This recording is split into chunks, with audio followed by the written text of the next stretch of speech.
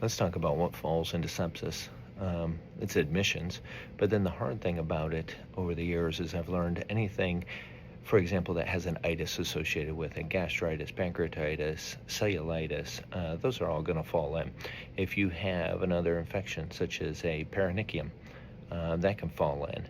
Bronchitis, pharyngitis, all those kind of things. So when I see a patient, if I'm thinking about an itis and admission, and remember, admission's the key, because if they're being discharged, they're not falling into the sepsis dashboard. But if they have an itis and I'm going to go ahead and I'm going to initiate my antibiotics, is that right?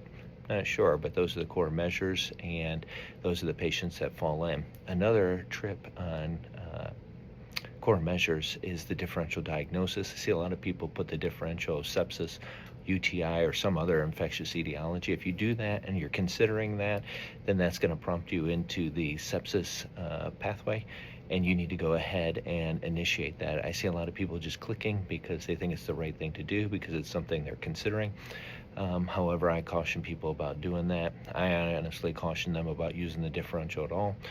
You can have in your mind, and you can write indirectly what you're ruling out, but I'd be very careful about just putting in differentials unless you're going to go ahead and initiate sepsis. The other thing about differentials that gives me a little heartburn is you got to make sure if you put a differential in there that you conclusively rule it out. I've seen lawsuits where people put a differential and they ended up being right, but they didn't exclude it. But anyways, going back to sepsis, admission, inflammation or infection, think or a sepsis order set, just initiate it, and then give the antibiotics, and then the fluids decide once you get to that point.